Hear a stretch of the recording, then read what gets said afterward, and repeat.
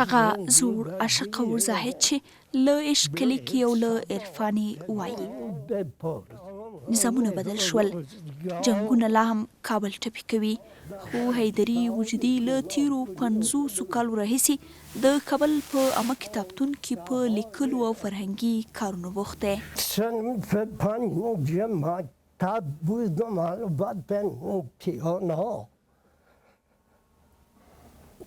د ښوونځي په 5م ټولګي کې وم.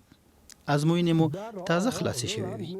همدا مهال مې د خیالونو په نړۍ کې د شعر لومړی کړۍ ذهن ته راغله او خپل لومړی شعر مې ولیکه.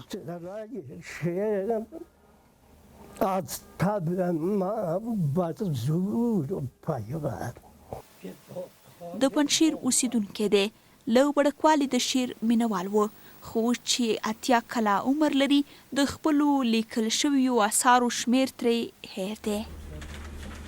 د شعرونو اخیری کتاب یې د دیوان حیدري وجودي په نوم دی چې په 800 صفحو کې خپور شوی دی. د حیدري زیات شمېر شعرونه په وړو او لویو کتابتونونو کې د خلکو د استفادې وړ دي. حیدري 14 جلده د شعرونو کتابونه لري.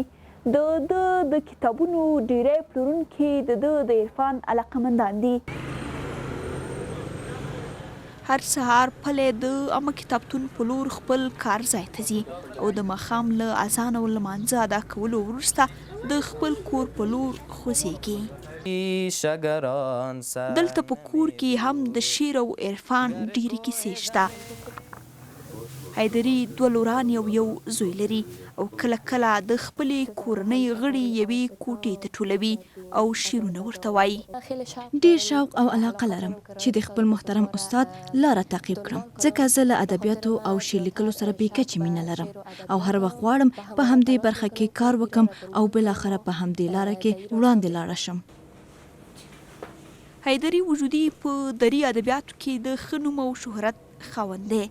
د عرفاني شاعرۍ وروستی کس شمیرل کیږي. میتونم بگم که آخرین سلسله از زه کولی سم ووایم چې دا د عرفان او عرفاني شاعرۍ په برخه کې د ځنځیر وروستی کړۍ ده، ځکه د عرفاني ادب په معاصر دوره کې اغیزناک رول لوبولی دی.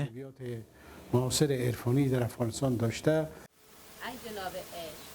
حیدري چې د مولانا فردوسي او بیدل سرسخت مینوال و، خپل هم ډیر مینوال لري.